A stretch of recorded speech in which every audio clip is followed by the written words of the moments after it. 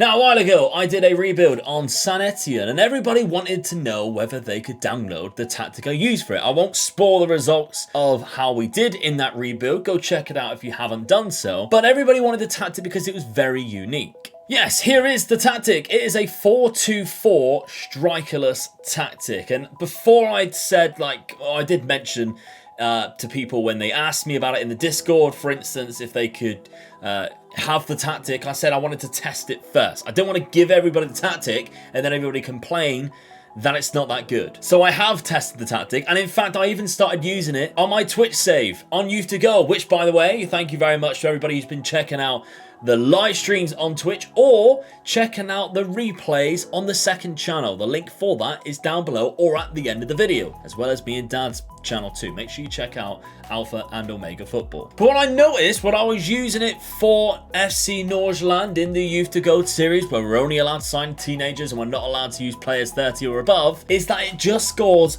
the most beautiful goals I've ever seen in Football Manager. It really, really does. There was time after time and time again where we all sat there, the whole chat, over 100 people in there were just sat in awe at how beautiful that this tactic was scoring goals with. It was stunning. There was no normal style. You just see different types of goals with this tactic.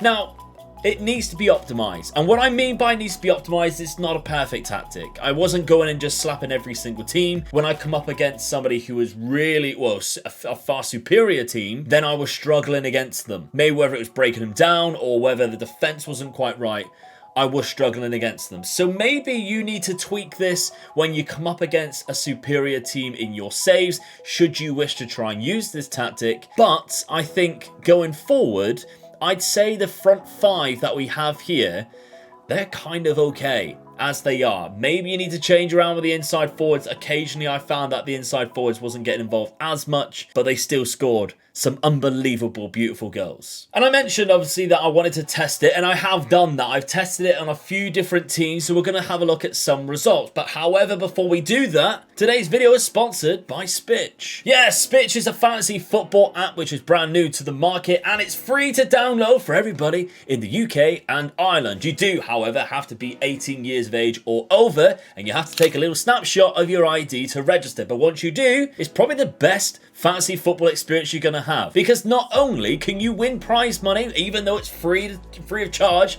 to sign up. I've even won money on it, and I didn't pay a penny. It's absolutely incredible. You can do it on a week-by-week basis, so if you miss this weekend, you can just take part next weekend. And all the match days that are coming up in the Premier League, in the Bundesliga, they're all involved if you wish to be involved on SPITCH. And while I show you on the side here how to actually register and take part on a weekly basis, let me tell you a little bit more about it. You can use the app itself for all the statistical analysis directly on the app. You don't have to leave the app and come back.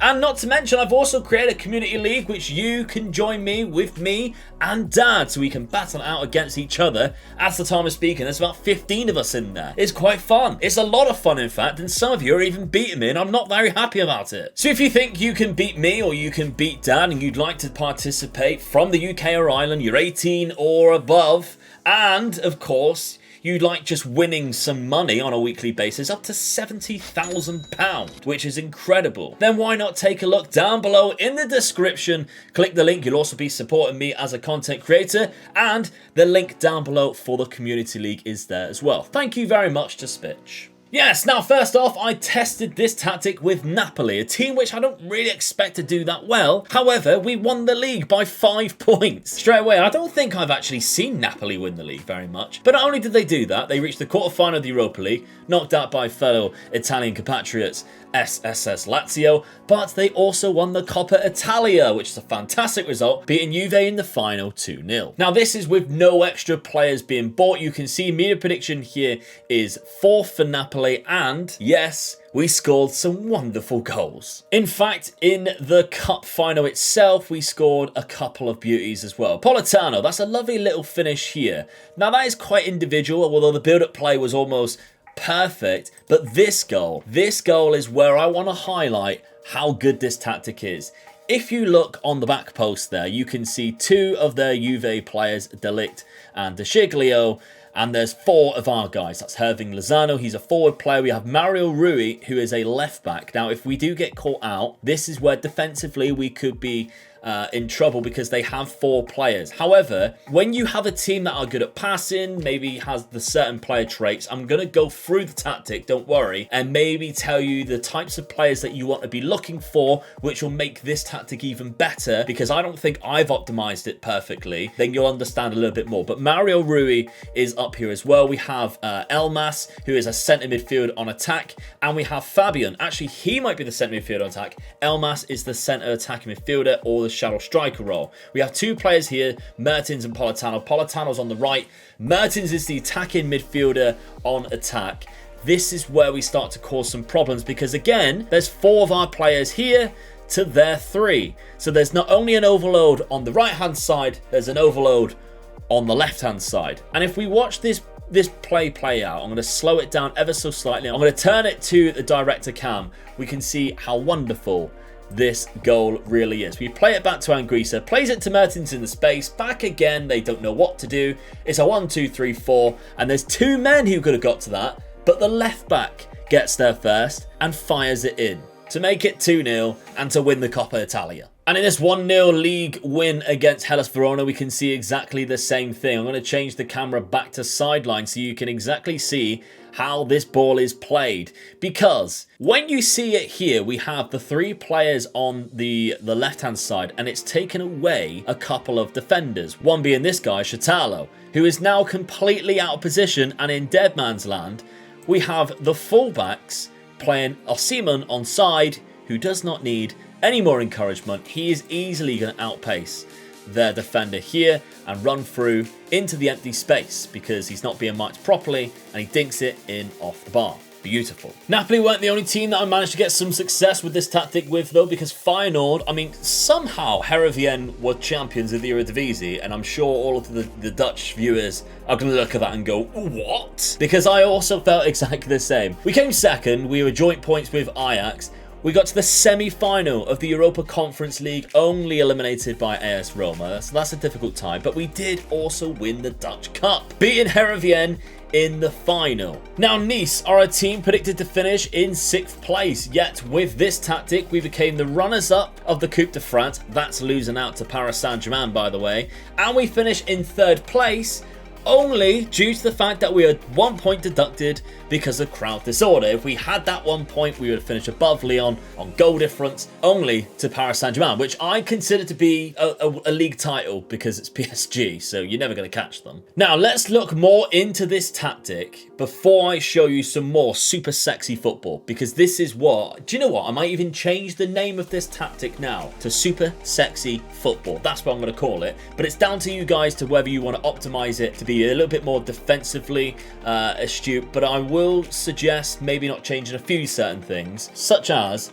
the inverted wingbacks on attack. Now, the reason why I suggest not changing these fellas is because they basically act as centre attacking midfielders who are slightly wider than in the middle of the pitch. They always end up on the edge of the area on the corner, and that's what creates the overloads. So maybe I would suggest changing one role, and that's the roaming playmaker, to a more defensive position, because the centre attacking midfielder also creates the overloads. But you can kind of work out that, I guess, because there is going to be 4 guys going forward and you can bring in 2 guys from the inverted wing backs who will help out. So technically you'd have 6. Maybe you create an overload of 3 on one side, 3 on the other. That could possibly work. Or maybe even putting even the centre midfielder on support role to help out the defense with the roaming playmaker. But that's all down to you. This has just been working without me tweaking anything. So it's down to you whether you want to make it a little bit more defensively secure instead of battering my comment section being really angry with me. Now, it is a custom tiki-taka style, but I think things have slightly changed, because if we take a look at some of the instructions here for the inside forwards, the shadow striker, the attacking midfielder, and again, the inside forward on the other side. We're sitting narrow, shoot less often, tackle harder, mark tighter. Pressing really high, of course. That's what helps those roles. Centre midfielder on attack. We've added a lot of instructions to this, and for a very good reason. We basically want to create more overloads. When they pick up the ball from the midfield, they're dribbling further forward. which means they now have a lot of options ahead of them. They sometimes move into the channels to also create those overloads on the fullbacks. They're tackling harder because they want to press as much as possible, and they're marking tighter whoever is in that centre midfield role. Now, they are selected to shorter passing. However, if you do have a world-class ball player, I'd say, with like 18 passing and vision, then maybe pump that up to direct passing, because they're going to play like better balls through. You might as well, because they are on take more risks to start off with. In the roaming playmaker role, we have kind of similar stuff selected. Dribble more, shoot less often, shorter passing. Again, if you have a really good passer of the ball in there, you might want to change that to more direct passing and create quicker counter attacks, which could work. Moving into the channels again, and that's maybe what you want to deselect when you're thinking of defensive options. We did see in the couple of goals that I highlighted, occasionally, if we lost the ball, we would add a 4-on-2 with our two centre-backs. That might be where we concede a lot of goals, but it's also taking the risks that score a lot of the goals.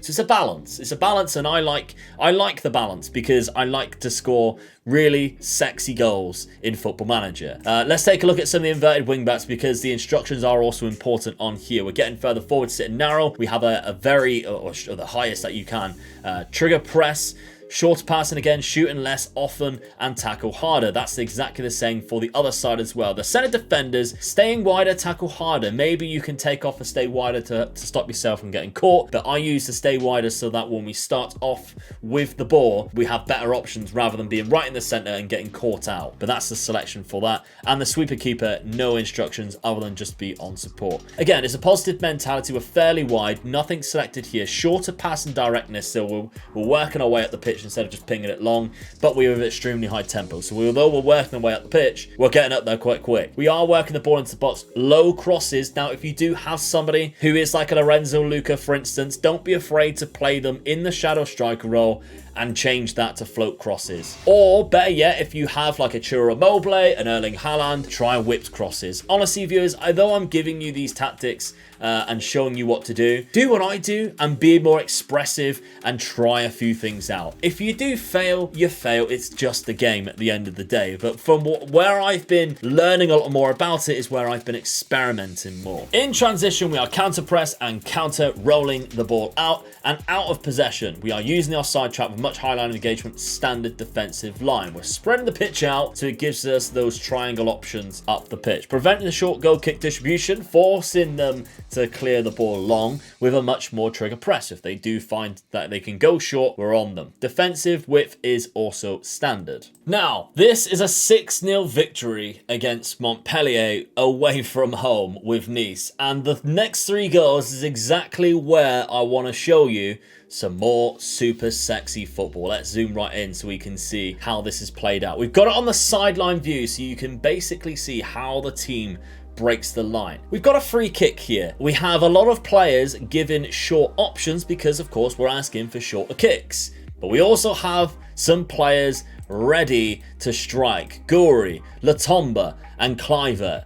All fantastic players for this tactic. Let's see how this plays out, because they a little bit of movement, Rosario, and did you see what happened there? One came short, it left a gap for Gori to run in, and there we have a fantastic goal. Rosario again to Schneiderlin. Look what's about to happen. We have 3 players running forward, and the defenders are completely stationary, but we have 2 guys who are keeping this side onside, and that's not good. That's a recipe for disaster, because Schneiderlin's going to play a ball through. We play a second ball through to Delors, and it's wonderful because the first runner picks at the ball. He loses momentum, but the second runner is already running through to lay it off. He goes through on goal and takes it past the goalkeeper. The third and final example of some super sexy football, exactly the same.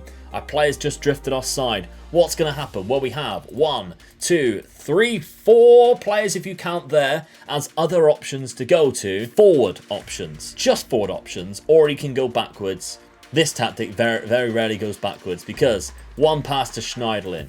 The next bit of movement, back to Rosario to find more options. And here we go. We've got one guy keeping the player onside, and we've got 2 players in Delors and Guri running all the way through. There's that pass to Guri. he finds the net. It's another goal. It's another sexy finish. Now, the last thing I want to show you about this tactic is the type of players maybe to look out for. Now, the inverted wing backs, you kind of want to have fullbacks which are very good going forward and have like good passing and good dribbling. For instance, like a Trent Alexander-Arnold, a Cancelo, that type of player, they're perfect for the role because they will find themselves as centre attack midfielders. So it's almost like a ball playing fullback. It doesn't really work if you have like a solid defensive fullback which is not very good going forward. The centre midfielder on attack's a weird one because I've actually started using inside forwards that work better there in another tactic, which you might see a video on because it's actually doing better than this one. I just haven't tested it yet. So we'll find out. But if you are watching the Twitch streams, you would have seen it already. Obviously, another one for the Twitch or down for the second channel. There's another plug for that because for a very good reason, it's working. That's because the centre midfielder on attack, when it's running through, doesn't get picked up by the defenders. So if they have certain attributes like good off the ball and they have good composure,